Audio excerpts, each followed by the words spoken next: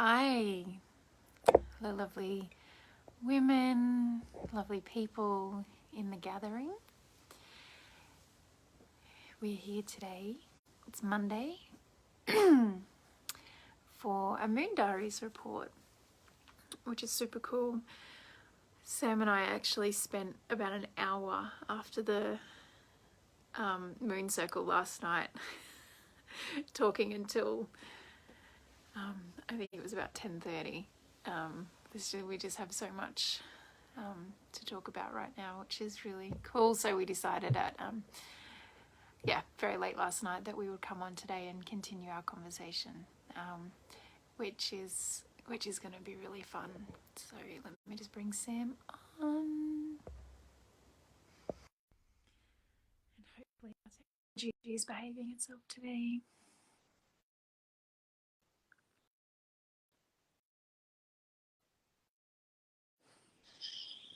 Hey. Hey, how are you? Hey, I'm good. Oh, great. It looks Just good. Pajamas. Maybe I kind of am, but not. I was oh damn, I actually meant to put on my big hoodie, which is like my favorite thing to wear, but I left it upstairs. Yeah. It's a rainy day. Is it raining there? It's just snuggly. Do you know what I mean? It's a snuggly day. It has been a bit rainy. It's not rainy right now, but it's a snuggly day. And so I was like, no, I'm gonna stay snuggly. Yeah, me too. Me too. And how lucky we are that we can do that and still get on with our day. Totally lucky. Yeah, I know. I love it. It's so good. Yeah, it's so good. So good. Good. I sort of heard you as I was trying to come on saying about us being up late last night. Yeah, so I was just dobbing us in that we stayed up until 10:30 last night. I think because we were just so high after the moon circle, and this is just a lot to talk about, and that we might just continue our conversation. I don't really know where that left off, but I know there's a lot of really cool things to talk about right now. Should we do a couple of minutes? We could do a couple of minutes of the breath that we did last night. Yes. Because that was quite good. And actually, why it was quite good is it was a meditation. And for those of you that weren't on the moon circle last night, it was a meditation to clear the mind. So it's like a clearing meditation. And it actually says you should only do it for 3 minutes. And then you should build up, like add 1 minute as you go, once you become proficient enough in it. So we can just do this just for a few minutes, just to bring us into a state of balance and empty out, I don't know, the chatter from other stuff. So you're going to take your ring fingers and bring them in, and you're going to cross them so that the pads of the ring fingers are touching, and then the other fingers are just, other fingers are just settled. It's a bit of a weird mudra, but once you get it, it feels good. And then that's just going to rest gently in front of the heart. And then all we're going to do is we're going to use the mantra so, hung, hung, hung, hung. And on the inhale, you're going to mentally vibrate so as you sniff the breath in. And then on the exhale, you'll mentally vibrate hung, hung, hung, hung as you sniff the breath out. Now, the only important thing I just want to say is you want to have a full release of the breath at the end. It's quite easy when you're pushing the breath out through the nose to suck breath in at the same time. So you've got to really focus on your emptying everything out. So we want to fill everything up and empty everything out. So I think we'll just do this for 3 minutes and just I'll time us so we get there, and we'll just drop into the stillness of this for these next 3 minutes. Okay. So just take a deep breath in. You can go at your own pace or stay with me. And exhale. And then we'll begin.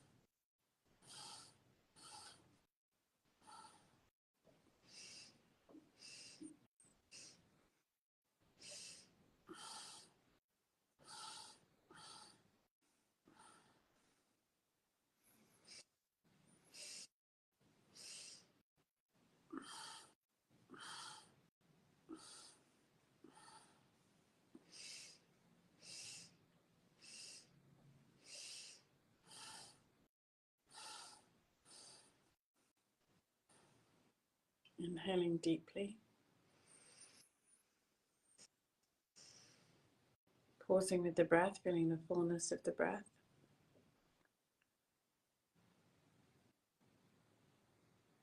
And exhaling.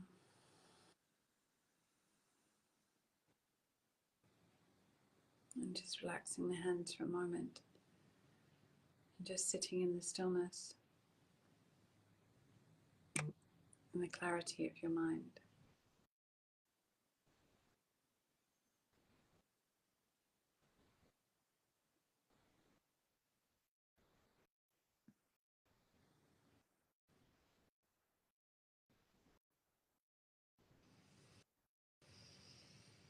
Mm. Yeah. Magic. I'm all tingly. Yeah, it's really, I was thinking, oh, I could just sit and be still for a bit. Yeah, that's what it's meant to do. So that's really, it's a really nice meditation. Just 3 minutes to do that. I think it's really powerful, like these 3-minute pranayamas, meditations, when we're working in stressful environments, like before we sit down to work, or halfway through the day, or before going back to work after lunch, is like just 3 minutes of doing that actually really helps bring the adrenaline down. And Well, yeah. yeah. I don't even think, I mean, to be honest, it doesn't need to be if you're in a stressful situation. I think everyone could benefit from thinking, could I potentially set my clock and do this at this point in the day, just to have that reset, or from the process of doing one thing to another. A lot of the time, I don't think we mark the end of one thing and the beginning of the next thing. We kind of everything just roll in, which is why actually we end up not being very present in our conversations. Yeah. Oh yeah, for sure. But I was just sort of thinking, like, if it's a working day, like if you're at work, particularly once we've become addicted to adrenaline, we kind of wake up just wanting to get into the day sometimes, or wanting to get into the work. And it's, yeah, about creating that ritual of pause before getting into it, or completing it before going to lunch. I was just thinking about that in relation to how it is that I tend to work. I'm usually so excited to get into all of the work, but actually that's potentially um, the rush of the adrenaline that comes with the stress of the work day. So, and this is just one of those really powerful. Well, this is what conscious breath work helps to do, is still have the energy to do the work without chasing the rush of the adrenaline. I think as well, what's really powerful about that particular meditation is its capacity to clear the mind. So again, I do believe that, yeah, I agree with what you're saying about the adrenaline rush, but it's that we are consistently taking our past into our future.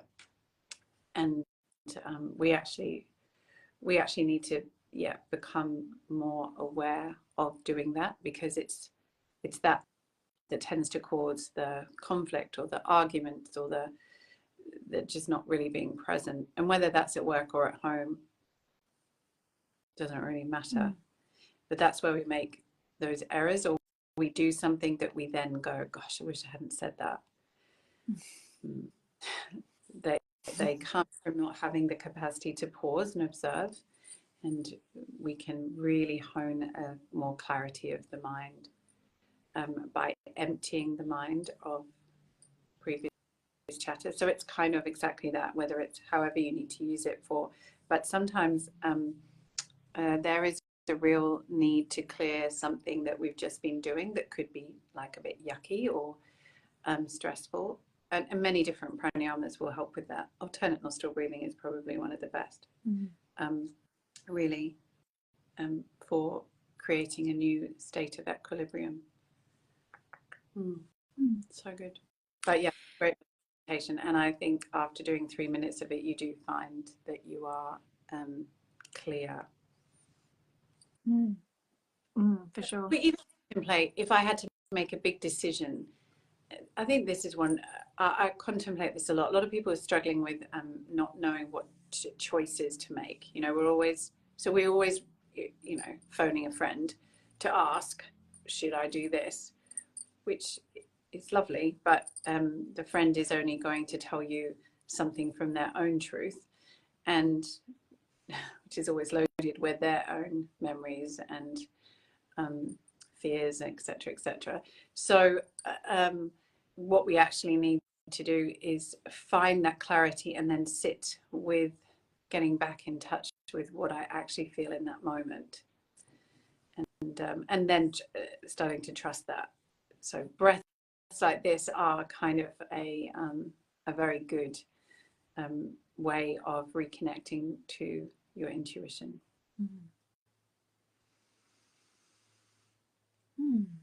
Yeah. So well, here we are. It's Monday. Yeah. It's a moon day. It's a moon day. We talk about the moon, which is really good. And we're going to talk about, let's talk about this full moon that we've just had yesterday at whatever time it was, 1:20 in the afternoon, because we're still really in that energy, and it was so beautiful and bright this morning. I know you talked about it on the moon circle last night, but let's just explain why we think it's in Scorpio. Because it is. Well, it was last night when it went full. Yeah. I checked it out this morning, and as of now, the moon has now transitioned into Sagittarius, or is transitioning. Maybe it's void of course right now. Yeah. So but as of it was at approximately 1:40 p.m. yesterday afternoon that the moon went exactly full, and that occurred right on the heart of Scorpio. So there's a photograph of what that looks like on the Aquarian Age Astrology Instagram page. This beautiful big full moon, really just filling up the heart cavity of the Scorpio constellation, and at the heart of the Scorpio constellation is one of the fixed royal stars, Antares.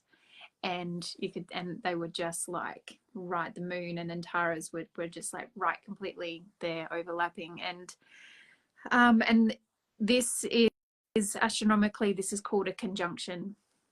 When you have the two bodies that are within 10 degrees of each other, but when they're right on top of each other, it's just undeniable there is a relationship happening there, a cosmic relationship, and a filtering of the cosmic light codes that come from that. And so and what it is to know and to understand about the four fixed royal stars is that they make a square within which our solar system sort of orbits. And whenever we're aspecting one of these fixed royal stars, there's real great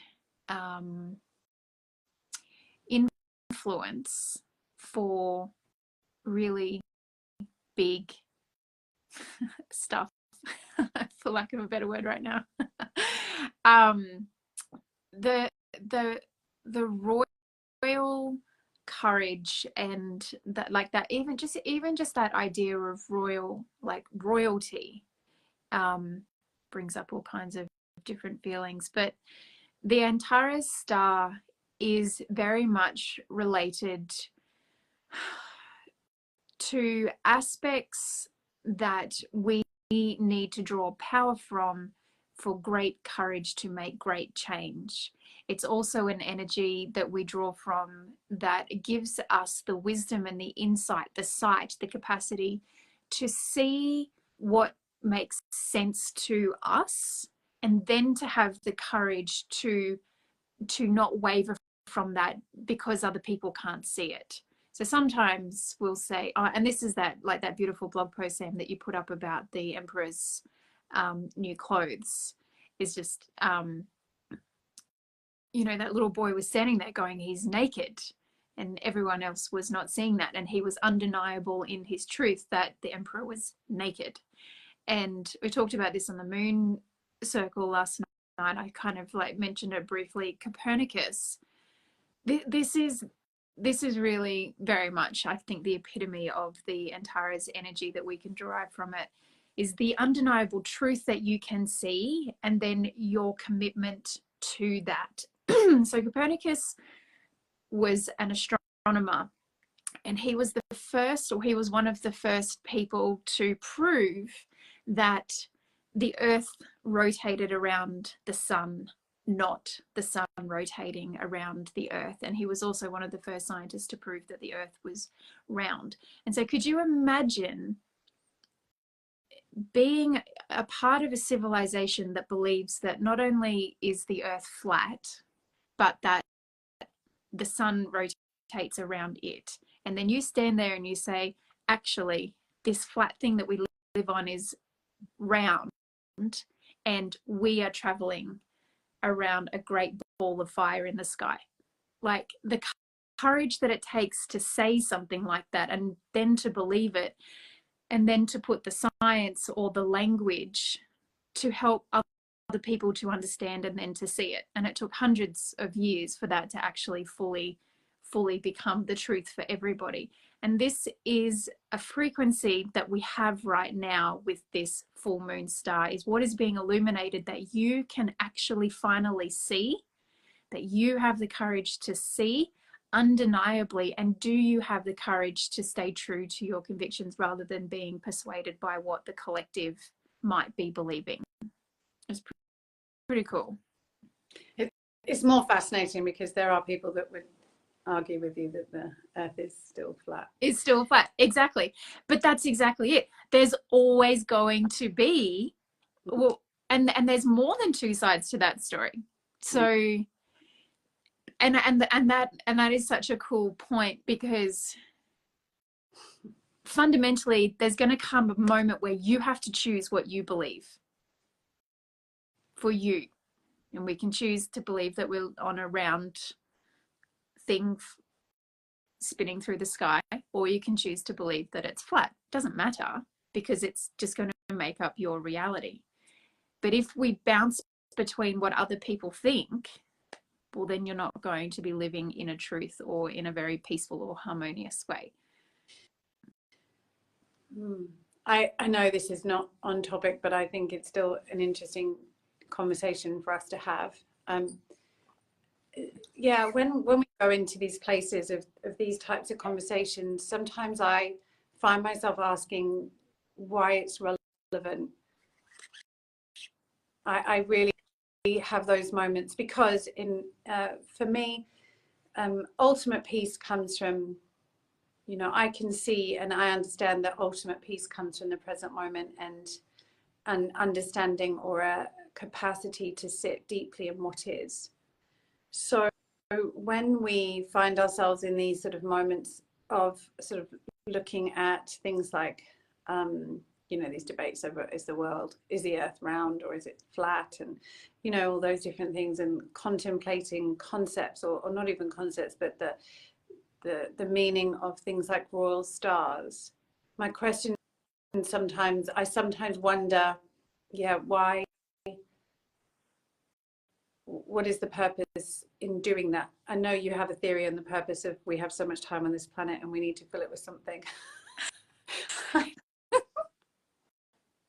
and I kind of get that, but it's just an interesting one for me, because when you're saying what you're saying just now, my deep thing becomes, I keep coming back to this distraction that I see us all going into.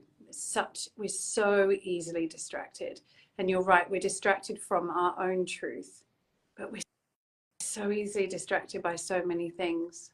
Anyway, it's a pondering I have, that where does true peace come from? Does it come from endlessly searching, or does it come from the present moment?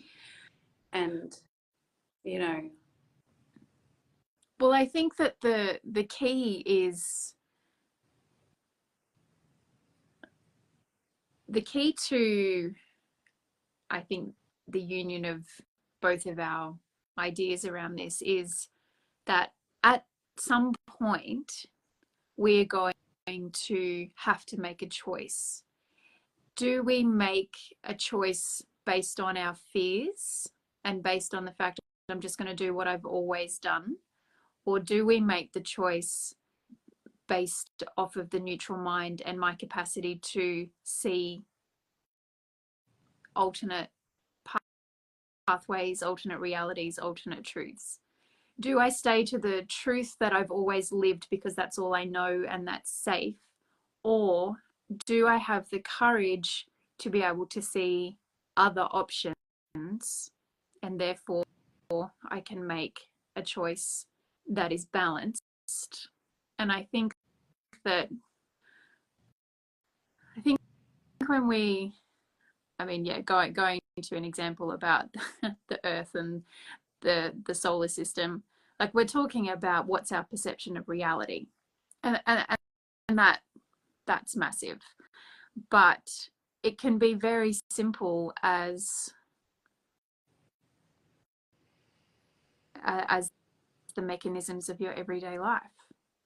And so what is the reality of your everyday life? And if everything is well, and if you've got peace and you're happy and you're content with how things are going, well, then there's no problem.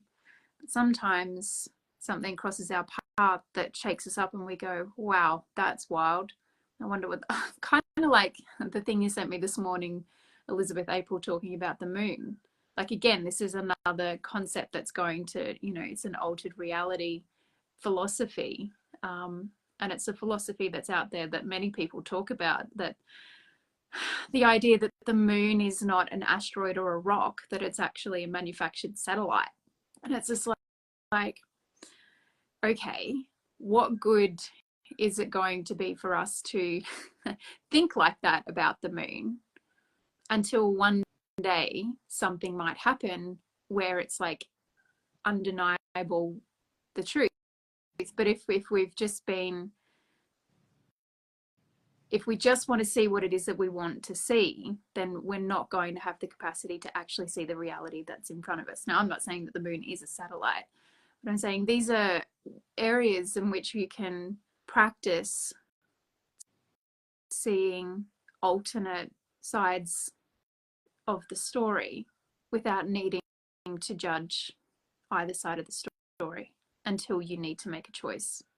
Does that kind of make sense? mm-hmm. Yeah.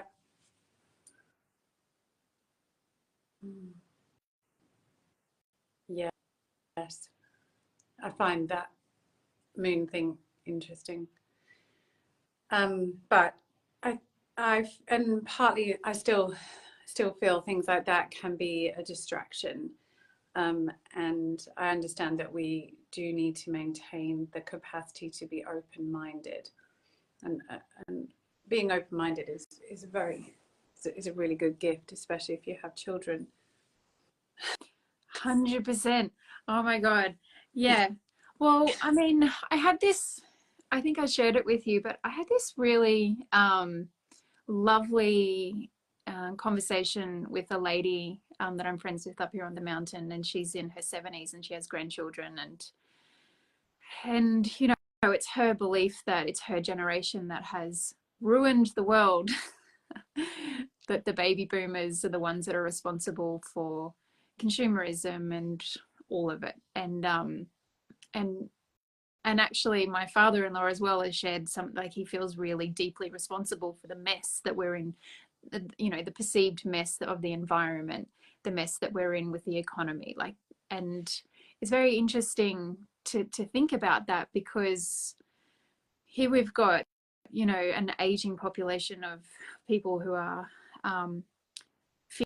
feeling like they've ruined the planet, and then what Regina was saying to me. She's like, I'm so terrified that I don't think that my grandchildren have what it takes to clean up the mess that we made.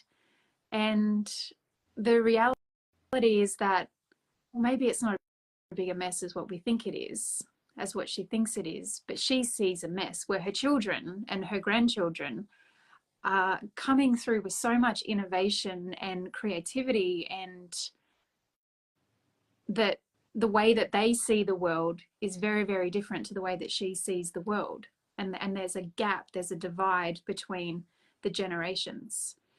And this is very much indicative of, I think, the theme of this full moon as well, is that if we are able to just continue to move forwards with love and with hope and with optimism, and with that capacity to imagine,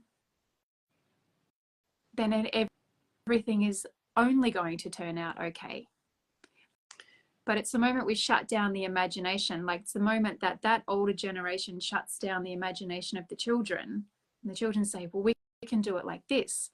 I don't need to go to school, or I want, and there are going to be obvious ways in which we're going to navigate the current systems, the current system of education, the current systems of finance, the current systems of the orchestration of the Western world, because it's not necessarily manifesting in health and well-being for the majority of the population. And it's going to be the generations coming through that will make changes to those systems. But how much are the older generations going to be happy for those systems to change? And so that is a mechanism of sight, of being able to see through what it is that is stable and trustworthy, and to embrace change without fear that it's all going to fall apart.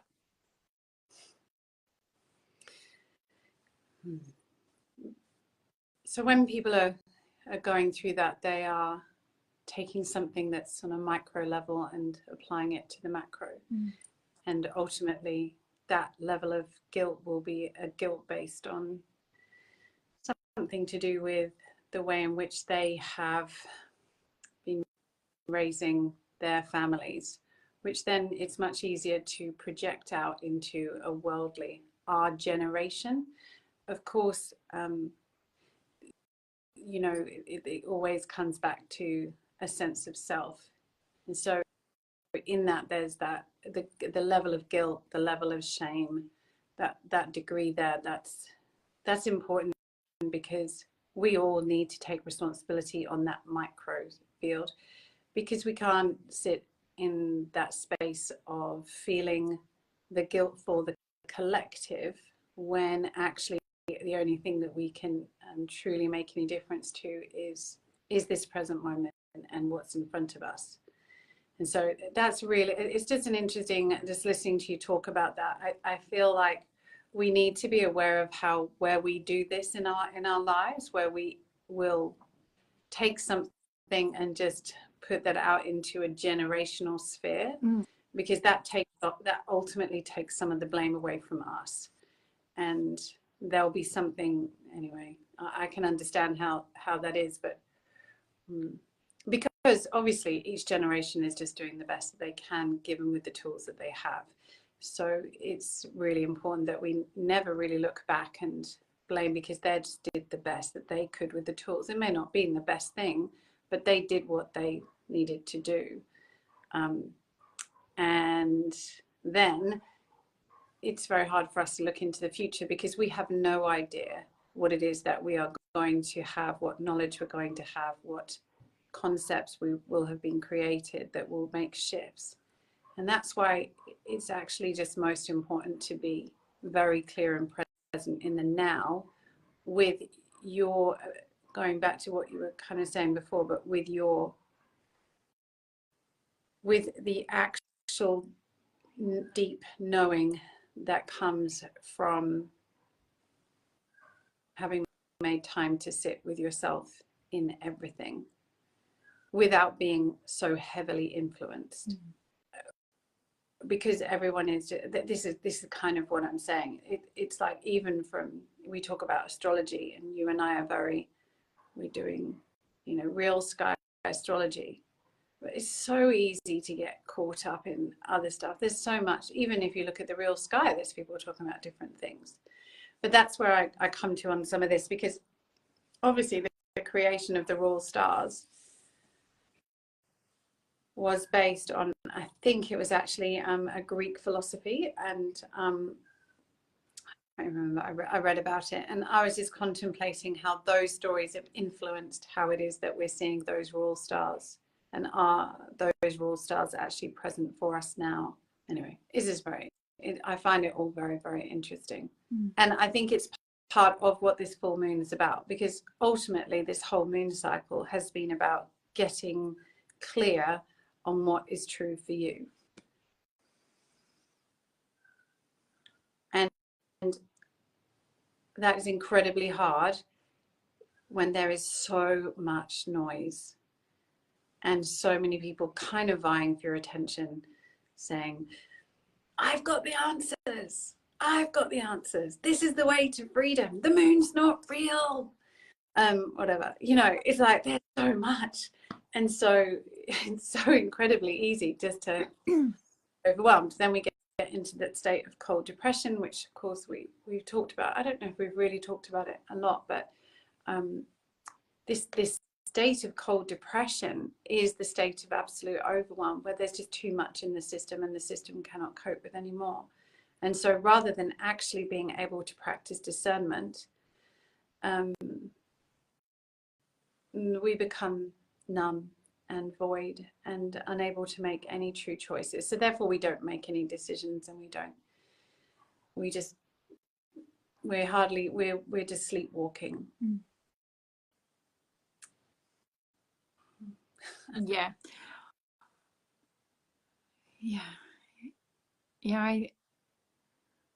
I think it's really important that we are taking time each day to check in on the emotional landscape, particularly if there's been a conflict, or if something's happened and the situation hasn't quite gone the way that you want, or even it's just the end of the day. Like, we just don't stop enough to actually take an inventory on what the emotional landscape is. And it's a really important skill to have, is to be able to start to remember how to feel, and how to feel the whole landscape of the emotions that are available to the human being. And because what happens is, when we're on the trajectory towards cold depression, we have just started to systematically shut down feelings, and then it's a journey to getting back. We have to feel the feelings. So yeah, and that feels like a lot. Like that can feel like a lot to do, and a lot to feel, particularly if you've been for months or years of setting your feelings aside, setting your desires aside, setting your needs aside. It's just training the body to not, and training the emotional systems to not feel what it needs to feel, because we've got a plan, we've got to get through the day, we've got to get through this, we've got to get from one thing to the next thing to the next thing, and then we go to sleep, and then we get up and we've got to do it again. And so we're just running on this mental program, and the emotions aren't having an opportunity to fully express themselves. And it's a very human being is a very complex organism. And I mean, in the teachings of Kundalini yoga, it's said that this will be one of the greatest epidemics that we'll see of this age. is cold depression. And so it's probably just worthwhile just thinking, like, how am I today? And just feel it, don't think it. yeah. Yeah. The big point of that is that we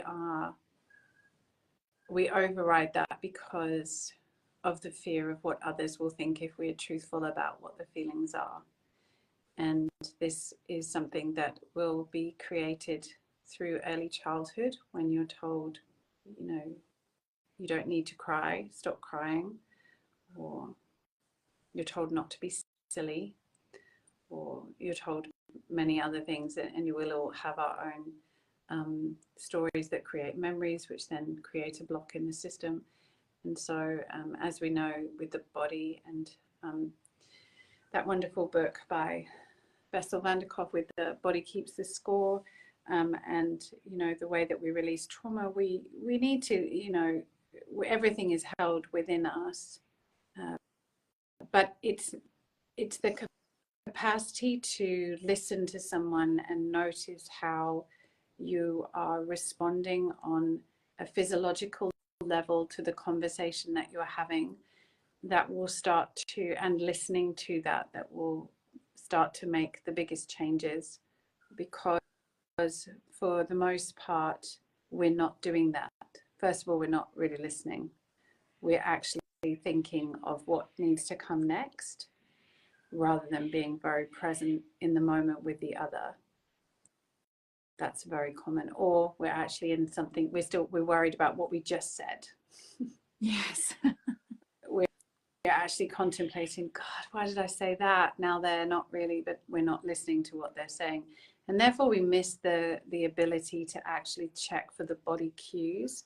And the body cues, which really are feelings, which is why they become senses, or in terms of women, sentiences, I mean, and men too, but and that's why they don't work, because we don't use them correctly. And when we do feel them, when we get that feeling of this is not right, we are too attached to worrying about what will happen if we speak our truth to the other. So we don't speak our truth, which overrides the body system.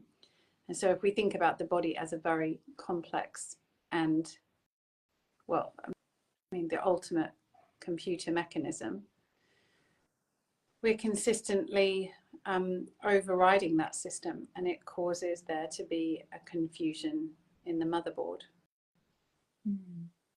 And then it can't work properly. And that's what happens when we hit these points of cold depression, absolute depression, when we have extremes where we find that the body isn't working in the way that we want it. These are all states that have come about from that suppression of the emotions. And why else would we have a body if not to feel? Why else would we have it? There is a beautiful practice, actually. It reminded me of it. And my teacher Suraj was talking about this. I don't know if it's a Buddhist practice, but also Amma, you know, the hugging saint. She talks about this too. And that's where at the end of the day, so when we do sadhana in the morning, and we use sadhana to help clear the mind. It's kind of like brushing your teeth. And so we brush the mind in the morning so we can start with a clear day, just like that breath we did at the beginning of this. But then at the end of the day, you can also do a practice where you take 10 minutes and you sit down and you replay all of your day. And as you replay the day, you become aware of those things which didn't quite go the way that felt good for you. And rather than just mulling them over or getting caught up in the story of it, what you actually do is you take note of it, and then you replay it in your mind in a way that makes it better. So you effectively say, you send telepathically your apologies to the person if you feel that you wronged them, and you redo that process in your mind. You set an intention for how you wish that had gone differently. And in doing so, you clear those emotional baggage patterns from your system before you go back into your sleep in the evening, which is really powerful, because then it's not going to be placed into that subconscious mind. Yeah, it's a really cool practice. And so I've kind of like a do-over. Huh? Kind of like a do-over. Yes. And it also just stops this. I feel like one of the things we really have to understand, and this is why I do believe that this full moon is really powerful for this, because full moons are about releasing and letting go. And so this is kind of the ultimate releasing and letting go daily program. And the point of this is we can spend days mulling over something. How much of, if I contemplate how much of my life, certainly when I was younger, you know, when I was all caught up in boyfriends and stuff like that, just how much of my life was entirely wasted over just going over and over a scenario. It's wild. And it takes a lot of energy. Yeah. We're actually using so much energy to be reliving, because you're reliving it in your mind, in your mental landscape, and then you're reliving it in your emotional landscape. And that takes a massive amount of energy. And then if you do that long enough, well, you create a pattern and a habit. And how many times do we do that? You know, we believe someone wronged us. We're right, they're wrong. And it becomes it's like we can get very addicted to that. And so the pattern becomes addictive. And then we talk to a friend and they go, wow, that's awful. I can't believe they did that. It's like we feed off this energy, and literally we're just losing days of our lives. Just being in other people's business. And what's fascinating, that person that did that to you is probably not even thinking about you. They probably couldn't care less. They've probably forgotten. And you are still holding this energetic cord, like you know, around your neck, almost like, I just, you know, and then they did this and then they did that. You know, it's absolutely fascinating. And it comes from, it just comes from not being able to take control of the way in which we are processing our thoughts. It's not to say people are not going to wrong you. I mean, you know, that's not, you know, you can never control what other people do.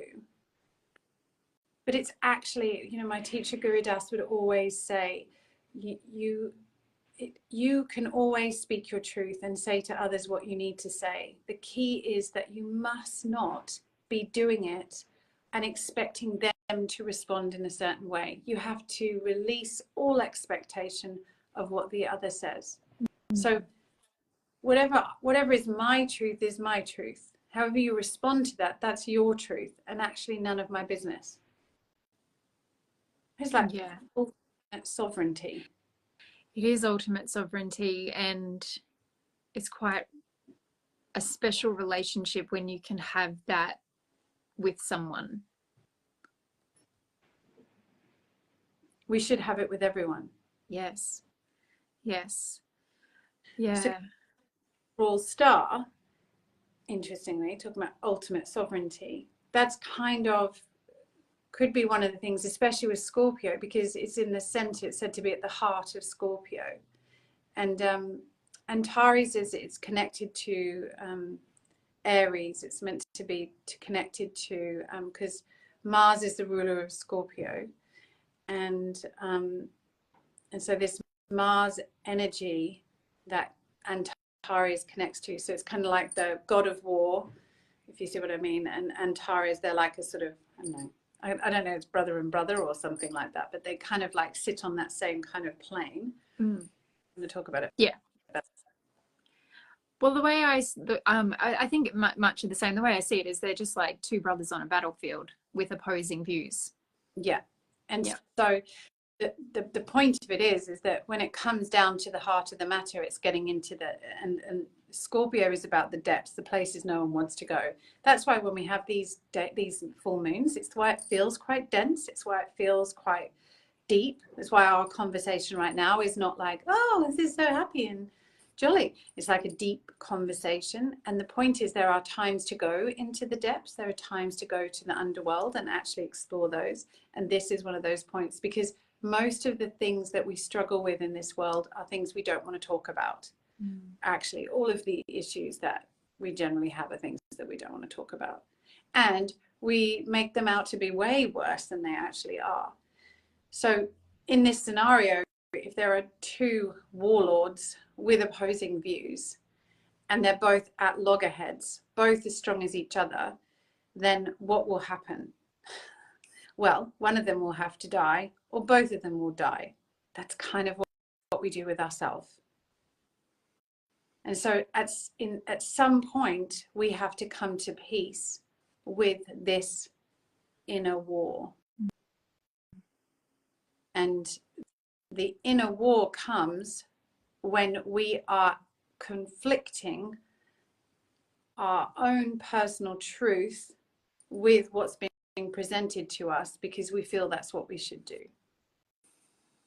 And then from there, this is where we come into all sorts of things. We become depressed, we become resentful, we become angry, or ultimately I believe that one of the things that is being shown to us during this current full moon cycle from that last new moon cycle is that as women, we need to start truly contemplating what our actual truth is, not the truth that we have been really fed for so long. Especially our generation. We're a generation that was told, okay, yes, you don't have to be tied to the kitchen sink. You can be everything.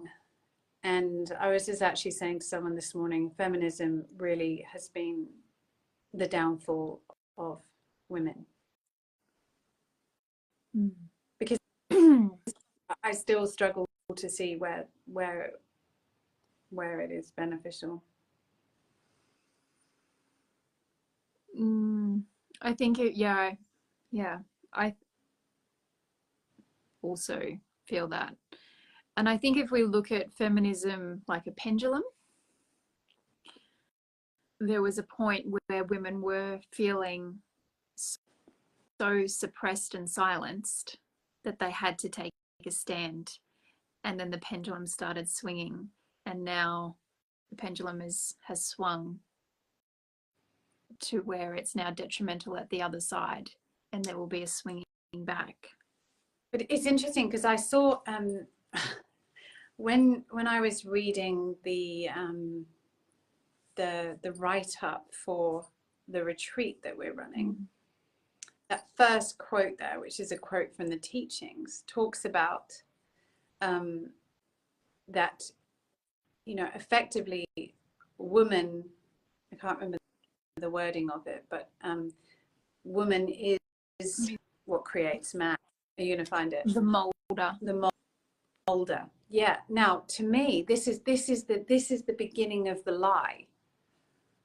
What had made women think they didn't have a voice? Shall I read it? Yeah. It says, woman is the molder. You are the molder of time, space, and of man. The man of tomorrow, the child. The man of today, the husband. And the men of yesterday, the ancestors. The entire society, in theory and reality, is based on the spirit of a woman. So my point here, I'll just say that again, is who told us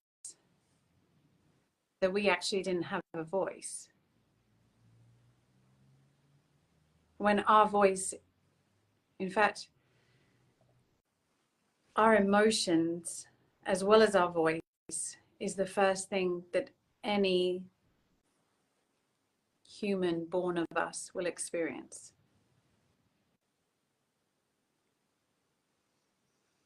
So before they even hear the voice, the child experiences the mother's emotions.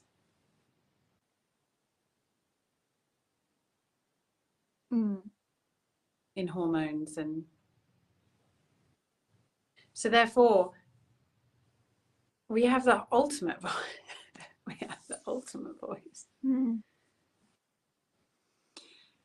But we somehow became powerless, which was not true. I mean, we wanted to vote.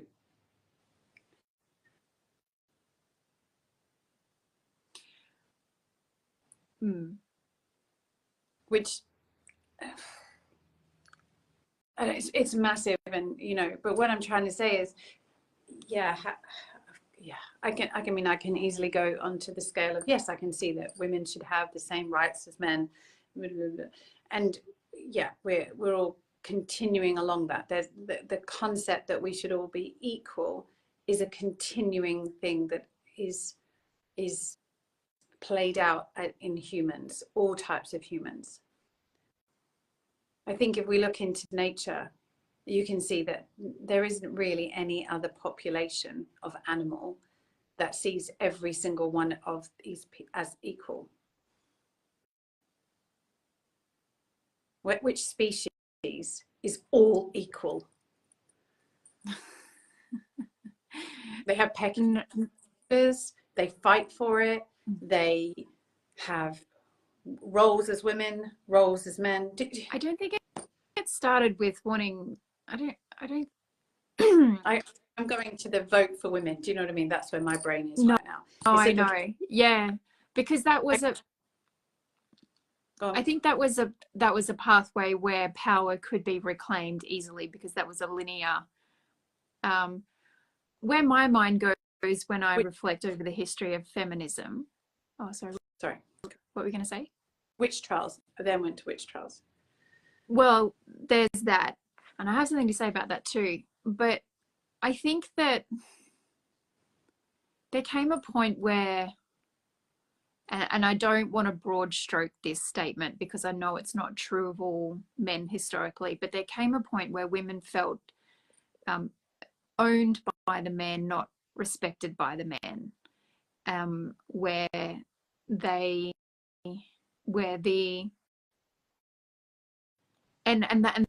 that's where the fight for equalities come from. It's not that women want to do everything that men are doing, it's that we want to be respected for what it is that we do, and that has become obscured over history. And it's really interesting because we could say this as much of women as we could of men. And this is what I want to say about the witch trials, which is really, really fascinating, is there were just as many men that were crucified, not necessarily burnt at the stake like witches, but they were definitely staked for their beliefs over time because it didn't fit in the narrative of whatever the civilization was at that point in time. And so there was just as many men that were historically judged and crucified for their beliefs because they were revolutionary to the narrative. Like, as women, we kind of go, witch trials, we've always been suppressed, but in actual fact, it is not isolated to the feminine for the suppression of the voice. What we have done a really good job of suppressing, and this again comes round to the theme of this full moon, is whenever there is a revolutionary idea, it comes with change, which we're afraid of because what we have is familiar and therefore safe. And so all of the people throughout history, and this is what science is revealing right now, like there's so much work in the realms of quantum mechanics and the understanding of the universe and space and time and our atomic makeup, is these are all things that have been around for hundreds and hundreds of years, but we had scientists that were crucified, like male scientists that were crucified for daring to suggest things that are now being proven because we've got the tools to be able to see it. And it's like, it's in our ignorance that we're happy to crucify someone else because it means that we're safe in our beliefs. Mm. And Yeah, we just do that to each other. We're just doing that to each other. And so, yeah, it's like really, it's so just one of those things. It's infinitely simple to say, and it can, and then somehow gets infinitely complex to break down. But can you receive what someone else is saying without judging them? Can you receive when your friend calls you and says, I've got this problem, I've got this problem, I've got this problem. Can you receive what they're saying without judging them?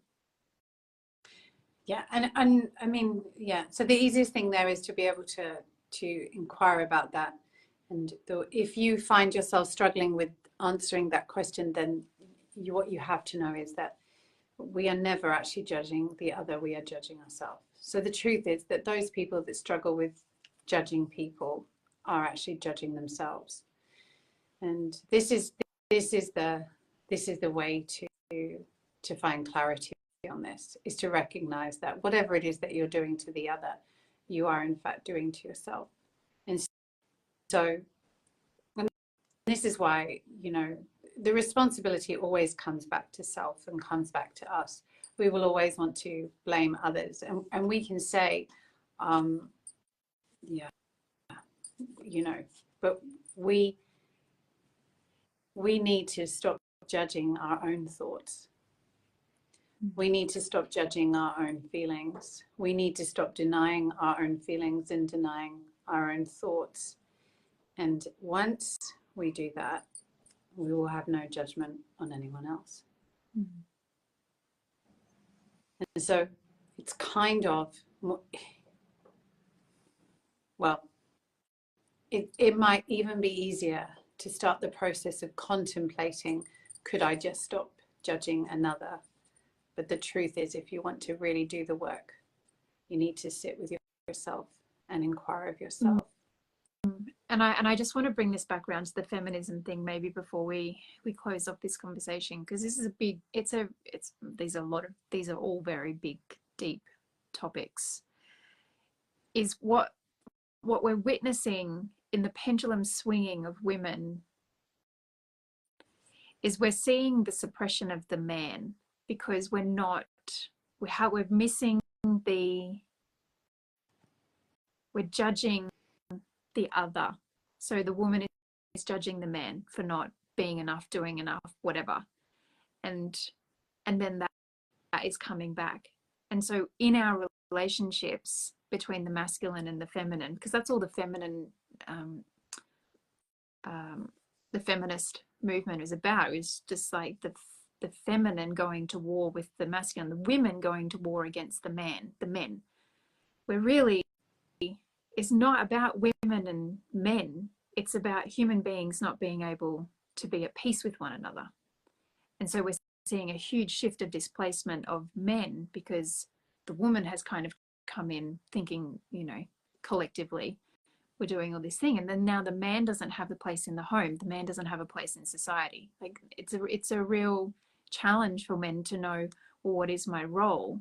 And it's because we've become so busy trying to figure out who's doing what, who's going to work, who's raising children, who's making the meals, who's doing what. That's what the war is about, rather than how can we do this together based off what it is that we need in our relationship, and can the woman accept the man. And this is where we see the ebb and the flow of nature playing out, because the woman and the man are two very, very different what's the word I'm looking for? I actually think, for me, feminism is not feminist against masculine. For me, the feminism is women against women. I think that's where it's eventuated. I think that's where we've come to now, but that has not been the journey of feminism, but it's definitely where we are struggling now. It will have always been a conflict of some women wanting one thing and other women wanting another. It will have always had that. It cannot have not had that, because there will not have always been women that wanted to have that change, because it will not always have been all women that will have experienced the same thing. And so it again, it can't have been. There will have always been women who were happy with how things were, because you wouldn't have everyone experiencing exactly the same thing. There will have always been certain people that were, their life potentially was a different kind of way of being, and they had an acceptance of how it was, in the same way that we have now certain cultures that will live very differently to other cultures. And so it's very interesting. We just continually have the conflict is not external. The conflict is within ourselves, and the conflict that comes out is the conflict from self, the conflict of actually being able to temper the desires that we have based on what it is that we're seeing externally to us. And those desires play out within us, within the different fragmentations of the masculine, the feminine that we see within us. I just, as you were talking, I was just thinking, I feel ultimately, yes, we can say that men feel that they don't know where their place is, but that isn't true either of all men. And no, nothing is true of all men, but I think that a movement is a movement because it's based off of a majority mindset. Yeah, and the problem that we wind up with that is that whether you want it or not, you end up inheriting that culture. And then what defines the culture? Usually the media is at the heart of it, or how it's represented in our stories, or how it's represented in our institutions, how it's represented, in the systemized way of life. And so the culture becomes, and it's very interesting because we're seeing right now, we're in the midst of a massive culture shift to do with gender and gender neutrality.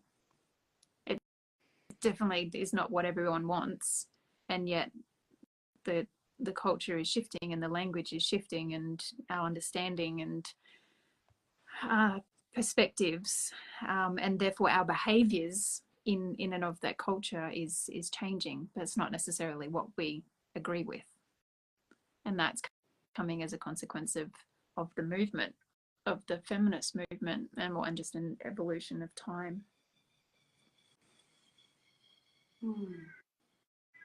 It's really interesting. I was watching, I know we're probably going on and I don't know what the time is,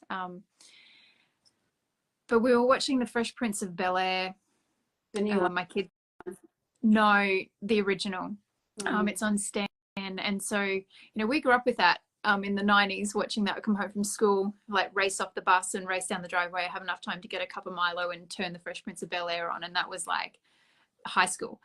And we're kind of watching it again in my home, and this week there's been 2 episodes of women giving birth in that show, and the way the woman is represented giving birth just does not make me happy at all. Like, I see that and I think, God, that's so interesting how that is of that era where the woman is in pain and the man is screaming and she's screaming and the baby needs to get out and she needs rescuing and no one's around to save her. Like, and it happened twice, like within this season on this show. And it's just interesting how that is of that time of the 90s, of the representation of the media of the woman.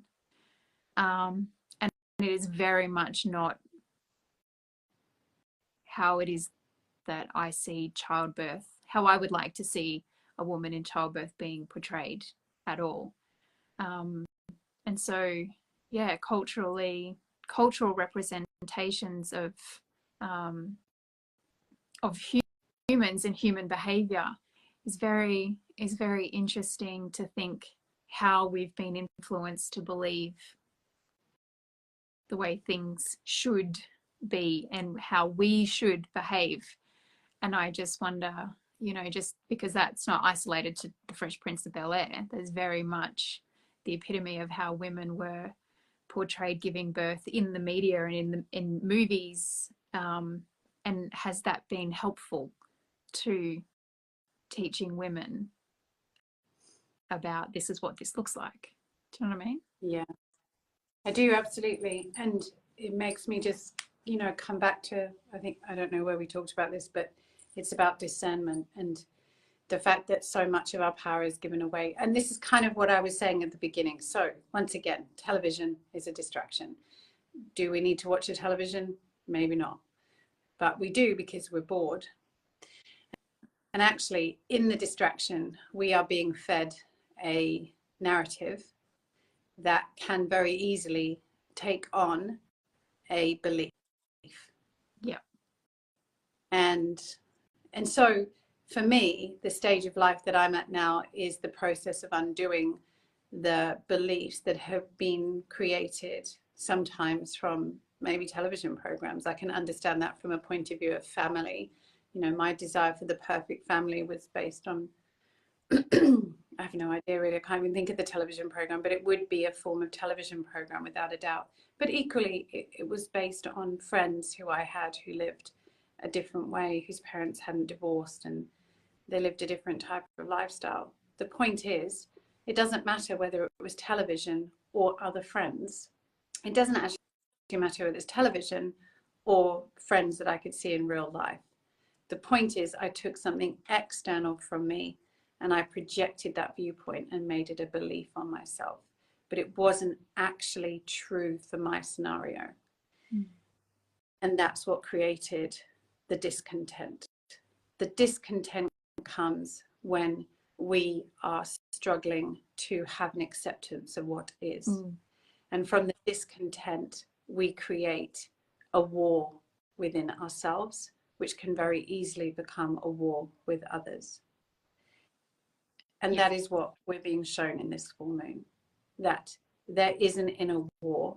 It is occurring because we are not at peace with ourselves and we are not living in a true state of love, absolute love, deep love, not this surface level love, but a scorpionic love. That's a deep love of all things. And without that, there will never be peace. Mm. And if we want to find peace as women, we need to get there. It's not about loving the other. Yeah, of course, beautiful. Let's love each other. You're never going to truly love another until you absolutely have the capacity to love yourself. And if we're struggling to actually have a sense of what it is that we feel, we're certainly never going to be able to experience that true state of love. Yeah. Well, and that goes back to what you're saying about sovereignty. That is about claiming the sovereignty over your emotions, your mindset, your inner tapestry.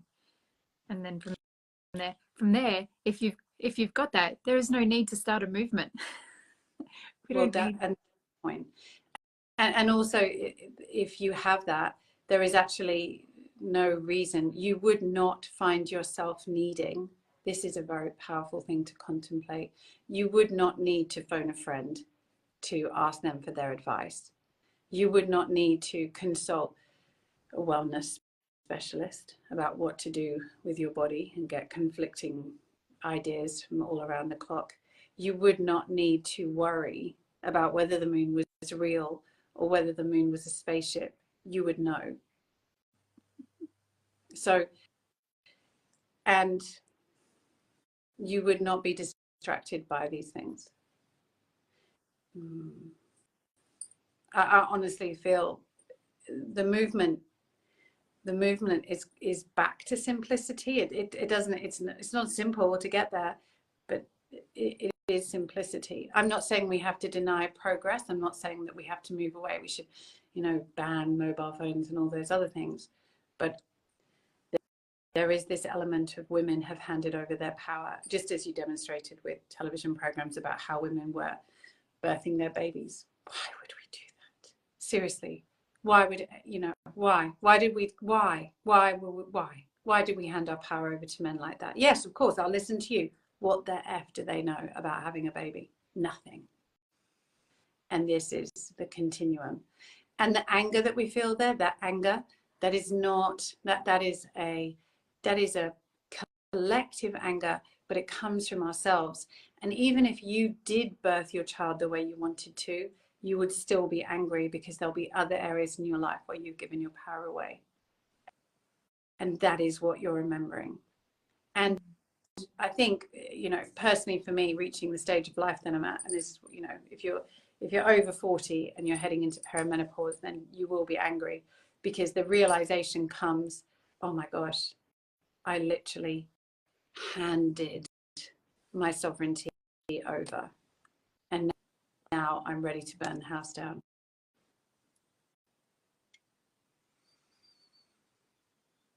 The point is, we have to be very clever, because that's not the right way to do this. You don't have to burn anything down external to yourself. You need to take time to repair your relationship with yourself. And that comes from this full moon actually fully and deeply letting go of these limiting self-beliefs.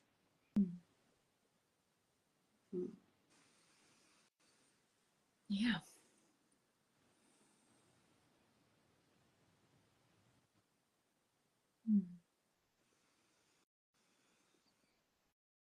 Yeah. And, you know, we're meant to be feeling all this because we're moving, you know, we're moving to, I've got this incense going. It just will not go out. It's like so much smoke in my room. It's ridiculous. I'm trying to put it out. That's why I keep looking distracted. Like I'm. it will do that. It's, yeah. It's so funny. When it really gets light, it'll just burn. What I was thinking just then is that this is, you know, the way that we're moving right now is towards the winter solstice, and we should, you know, really contemplate that we are in the dark. I say dark, but we're just in the lull, in the void of the year, for us here in the southern hemisphere. And so when you're there is nothing really else that we should be doing but deep reflection. And hopefully by the time we've really processed through some of these reflective thoughts, so we practice these inquiries with ourselves, we will actually be ready for the light to return and show us the way. Yeah, beautiful. Which is coming. And that's coming, I'm just thinking in terms of when the new moon is the next actually solstice. I'll just consult my almanac. Nice. and I'll tell you. That would be good. So the next new moon is June 18, which is 2 days before or 3 days before the solstice. So that will be very powerful. And on that note, we are going to be announcing and putting on sale this week our brand new, it's not brand new, but we've culminated one of our offerings. All of the solstice and equinox and midpoint gatherings we have now reimagined and properly, actually we've just recognized the evolution of what it is we want to offer, and we will be releasing those as the Home Witch School, which is very cool, and it means that you can join us on each of those gathering points to remember and to come back to the simplicity of life from your home, and from communing with nature and communing with the earth and your life and the cycles that we go through from your home, with everything that you need in your home. And it's that real practice of, what was it called? Cottage witch magic. Which is really beautiful. And so we will be teaching that beginning on this winter solstice will be our first Home Witch School gathering. but they are very similar to the gatherings that we've already been having on the solstice and the equinoxes. So if you've been coming to those, they will be the same. It's just been it's just had an evolution of how it will be presented moving forwards, which is pretty cool. Yeah, I think it's just it's been given a recognition for what it is. Yes. And yes, that's it. What it is that we believe that finding peace begins from, in your home and the work that you do with your families. And the simplest way to do this is for us to gather and to practice rituals that we can take back to our homes. And that, the term witchcraft has actually distracted us from the true meaning of the craft, which is to be in communion with nature and to work with the tools that we have available to us at the different seasons that will support us in our understanding of ourselves. And in bringing about joy and love and peace to our homes and to our families. And that is always the most important thing. So that's really nice, because it's really powerful to contemplate this. The next new moon is just before the winter solstice. And so this period of time now between this full moon and that new moon is this period of release. And so it is very, very important to contemplate which beliefs it is that you want to be releasing, and really taking a self-inventory so that you can prepare to come into this next period of the year having spent the time in reflection. And so lots of quiet times with ourselves is probably turn things off for a bit. Go to bed early with your journal or a book or yourself. Like, it's dark early now, and so use the time in the darkness to don't try not to, and I think that's important, like around this winter solstice period, is like we need to physiologically actually allow the body to recognize the light is still dissipating, but we're getting towards the shortest day. And physiologically, for our circadian rhythm, we need that. The body needs the chance to actually recognize the darkness. So be in the dark. And actually, the best practice, and I might write something about this, would be that when I was talking about the end of the day ritual, of actually taking stock of our whole day and doing a redo or releasing any of the emotions that we feel are a bit yucky in our system at this point before the winter solstice and before this new moon, is actually an opportunity for us to do that for the previous year. And then we don't have to go back into this next phase with that hanging over us. So how would that be? How would it be to experience a redo, or have an opportunity to have a clear slate, and then to become very clear on where it is that you are feeling called to serve,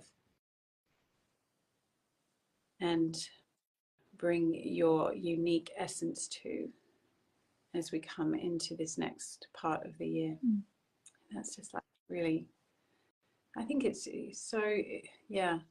so simple and yet so powerful. And it does require, it really does require a commitment to finding time and space in your day. And I can appreciate that for some people that's hard, but I also think we limit ourselves by saying, it's hard, I'm too busy. And we should really just take this time to ask the question, is that true? So there's many ways that that you can support yourself over this time. This has been a really long podcast, so I hope that you've survived it. But that's good too. It's nice to sort of sit and listen and ponder. and contemplate these types of things. And we would love to hear what you think. We really would. So please, let us know what you think. Look out for the solstice gathering if you feel that you can come and join us. That's going to be available online in a sort of abridged version, so you can join us anywhere with that as well, which is rather wonderful. And we'll have a new moon circle around that next new moon as well. And a Venus gate on the crown. So much. Which is actually on the solstice, which is so powerful that, and that winter solstice gateway is also the Venus gateway to the crown, which is that full activation of the chakras. It's pretty cool.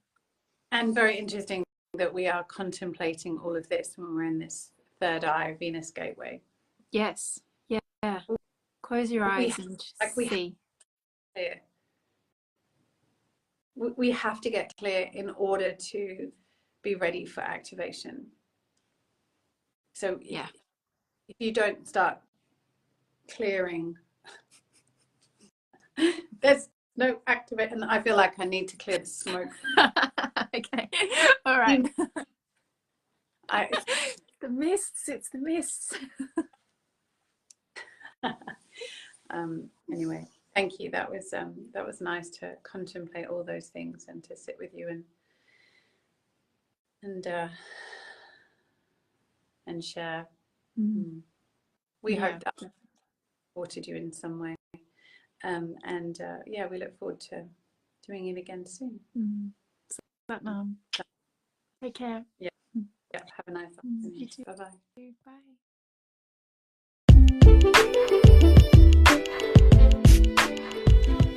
Thank you for taking the time to be with us on this podcast episode.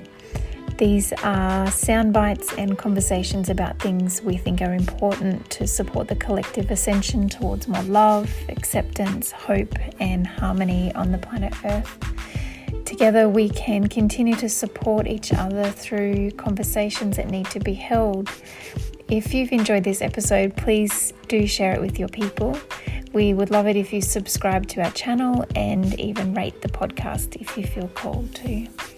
You can also find us and follow us on Instagram, Facebook, YouTube and Spotify just by searching the 13 Moons Women's Temple.